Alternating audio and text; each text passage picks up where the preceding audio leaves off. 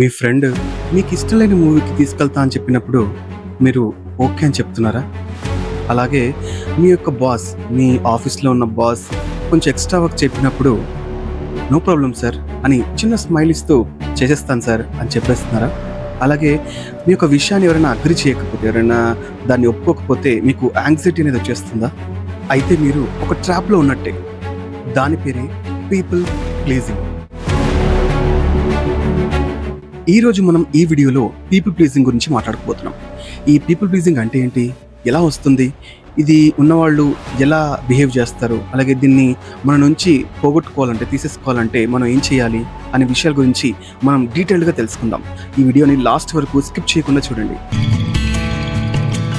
సింపుల్గా చెప్పాలంటే people pleasing అంటే మీ యొక్క ఫీలింగ్స్ని పక్కన పెట్టి, మీ యొక్క నీడ్స్ని పక్కన పెట్టి, పక్క వాళ్ళ నీడ్స్కి, పక్క వాళ్ళ ఫీలింగ్స్కి ప్రియారిటీ ఇవ్వడం అనమాట. ఒక్కసారి ఆలోచించండి, మీరు లాస్ట్ టైం నో ఎప్పుడు చెప్పారు?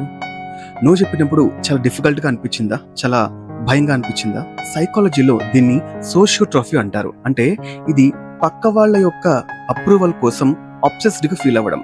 అంటే ఇక్కడ మీరు దయగా ఉండడం, అంటే కైండ్గా ఉండడం వేరు, అలాగే పీపుల్ ప్లీజర్ అవ్వడం వేరనమాట. ఇక్కడ కైండ్నెస్ అంటే దయ ఉన్న వాళ్ళు ఏం చేస్తారు, నిజంగానే ఆ పక్క వాళ్ళని కేర్ చేసి వాళ్ళకి హెల్ప్ చేస్తారు. కానీ ఈ పీపుల్ ప్లీజర్ ఎలా ఉంటారంటే, హెల్ప్ చేయకపోతే నిజంగా నన్ను బ్యాడ్గా ఫీల్ అవుతారేమో, తీసేసినట్టు మాట్లాడతారేమో, వాళ్ళు నన్ను బ్యాడ్గా అనుకుంటారేమో అనే దానివల్ల భయపడి హెల్ప్ చేస్తారనమాట. ఫర్ ఎగ్జాంపుల్, రవి అనే అతను ఒక సాఫ్ట్వేర్ కంపెనీలో పనిచేస్తున్నాడు అనుకుందాం.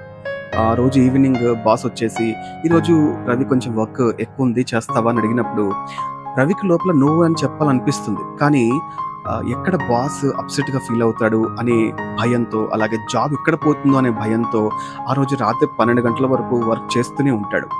తీరా ఇంటికి వెళ్ళేసరికి స్ట్రెస్ ఎక్కువ అయ్యి డీలా పడిపోతాడు. ఇక్కడ ఆ మేనేజర్కి ఆ రవి యొక్క ప్రాబ్లం తెలియదు. ఎందుకు? రవి చెప్పలేదు కాబట్టి. మరి ఈ పీపుల్ ప్లీజింగ్ అనేటువంటిది ఎందుకు వస్తుంది, ఎలా వస్తుంది అని చూసినట్లయితే, మనం చిన్నప్పుడు, అంటే ఇది చైల్డ్హుడ్ నుంచే స్టార్ట్ అవుతుంది అనమాట. రీసెర్చర్స్ చెప్పేది ఏంటంటే, చిన్నప్పుడు ఎప్పుడైతే మనం ఒక మంచి పని చేసినప్పుడు మన పేరెంట్స్ అయితే ఉన్నారో, లేకపోతే మన చుట్టుపక్కల ఎవరైతే ఉన్నారో, అంటే టీచర్స్ కానీ, స్కూల్లో టీచర్స్ కానీ, ఇంట్లో పేరెంట్స్ కానీ, మనం అయితే చిన్న పని చేసినప్పుడు వాళ్ళు ప్రైజ్ చేస్తారు, అంటే పొగుడుతారు. గుడ్ గర్ల్, గుడ్ బాయ్ అని చెప్పినప్పుడు.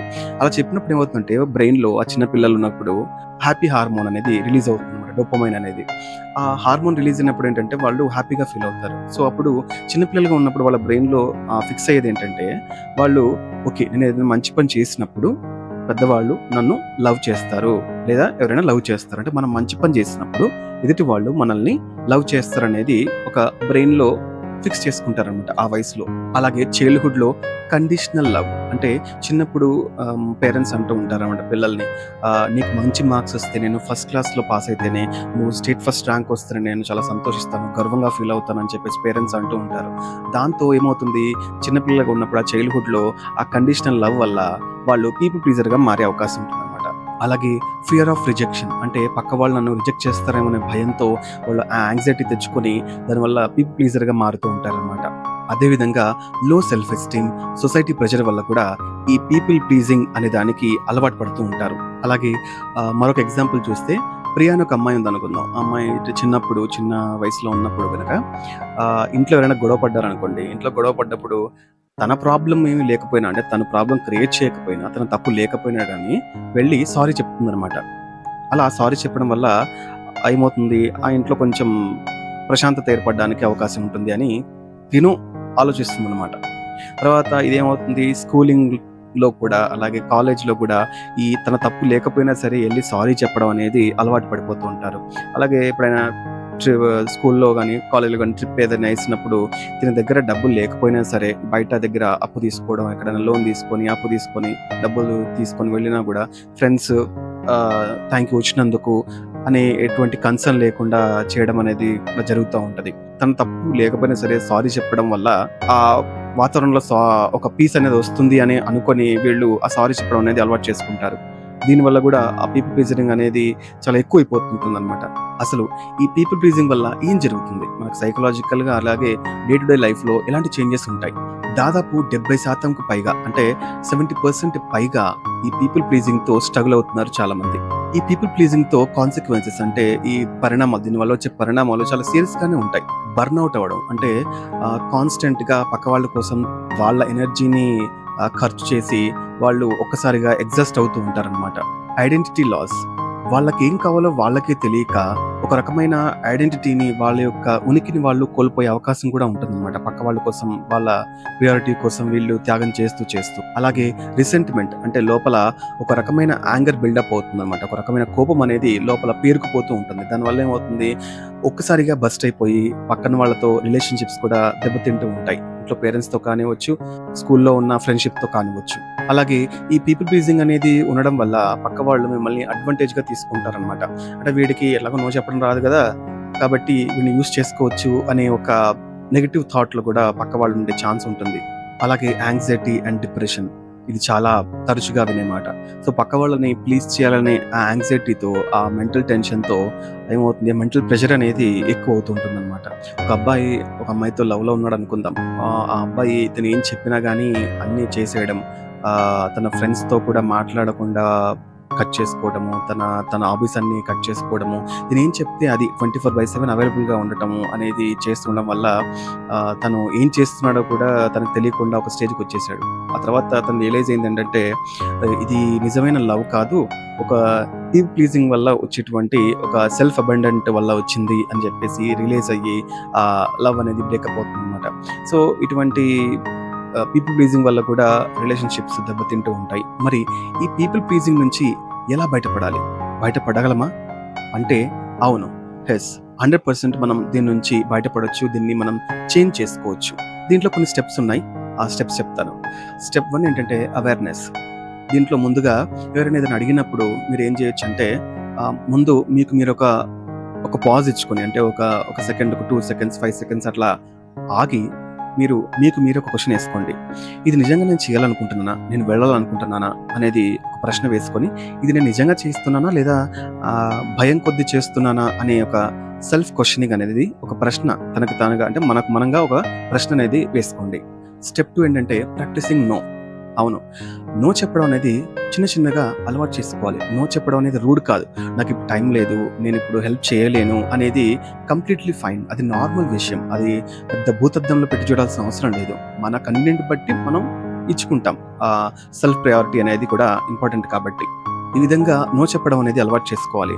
ఓవర్‌గా ఎక్స్‌ప్లెయిన్ చేయడం అనేది ఉండకూడదనమాట. ఎందుకంటే ఆ ఓవర్ ఎక్స్‌ప్లనేషన్ అనేది మళ్ళీ మనల్ని ఆ పీపుల్ ప్లీజింగ్‌లోకి వెళ్ళిపోతుంది. అంటే మనం మళ్ళీ భయపడతాం. ఇది నేను నో చెప్పడం వల్ల ఏమైనా అనుకుంటారేమో, ఎందుకు భయపడతారేమో అనేది. లేదు, కంప్లీట్‌లీ ఫైన్. నో చెప్పడం అనేది కంప్లీట్‌లీ ఫైన్. అది నార్మల్ విషయం. ఓవర్‌గా ఎక్స్‌ప్లెయిన్ చేయొద్దు. నేను ఎందుకు రాలేకపోతున్నాను అంటే దీనికి రాలేకపోతున్నాను అనేది అంత ఓవర్‌గా ఎక్స్‌ప్లనేషన్ చేయాల్సిన అవసరం లేదు. నాకివాళ పనుంది, లేదు ఇవాళ నాకు టైం లేదు అని చెప్పడం అనేది కంప్లీట్‌లీ ఫైన్. దాన్ని ముందు మీరు అఫర్మేషన్, అంటే మీ మెదడుకు మీరు అది నార్మల్ విషయము అనేది మీ మెదడుకు మీరు అఫర్మేషన్ ఇచ్చుకోవాలి.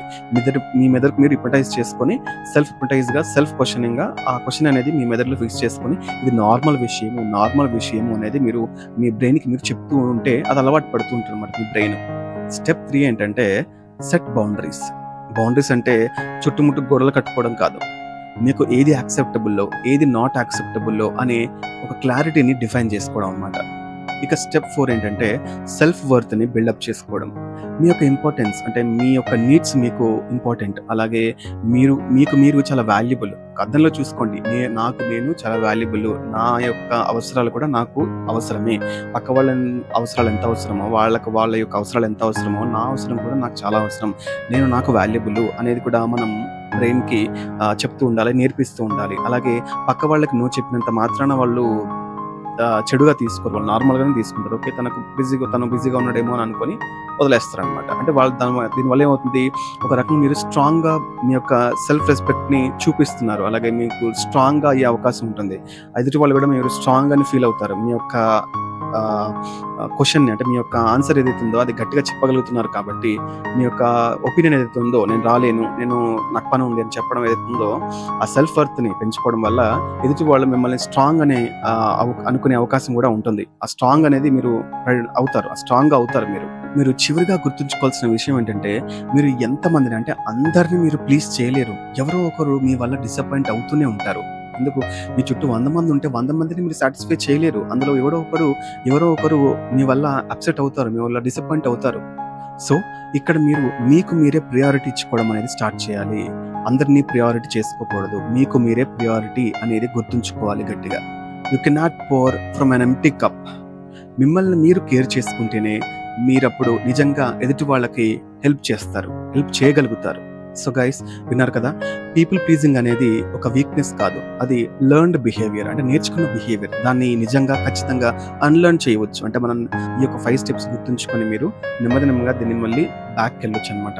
ఎప్పుడైనా మీరెవరైనా మిమ్మల్ని అడిగినప్పుడు వెంటనే యెస్ చెప్పకుండా మీరేం చేస్తారంటే ఒక బ్రీత్ తీసుకోండి నెమ్మదిగా. ఇది నాకు నిజంగా అవసరమా? ఇది నేను చేయాలనుకుంటున్నానా? అనేది ఒక సెకండ్ ఆలోచించండి. 2 సెకండ్స్ ఆలోచించి మీరేం చేయాలనుకుంటున్నారో అప్పుడు చెప్పండి. వెంటనే యెస్ మాత్రం చెప్పొద్దు. అందరిని సంతోషపెట్టడం, అందరిని హ్యాపీగా ఉంచడం అనేది మీ రెస్పాన్సిబిలిటీ కాదు. మీరు హ్యాపీగా ఉండడం, మీరు ఎల్లప్పుడూ కూడా ఆనందంగా ఉండడం అనేది మీ యొక్క రెస్పాన్సిబిలిటీ. ఈ వీడియో గనుక మీకు హెల్ప్‌ఫుల్‌గా అనిపిస్తే లైక్ చేయండి, కామెంట్ చేయండి. అలాగే ఎవరైతే ఈ పీపుల్ ప్లీజింగ్ వల్ల బాధపడుతున్నారో, స్ట్రగుల్ అవుతున్నారో వాళ్ళకి ఈ యొక్క వీడియో లింక్‌ని షేర్ చేయండి, చూడమని చెప్పండి. అలాగే సబ్స్క్రైబ్ చేయండి. మరిన్ని వీడియోస్ కోసం ఛానల్‌ని చూస్తూనే ఉండండి.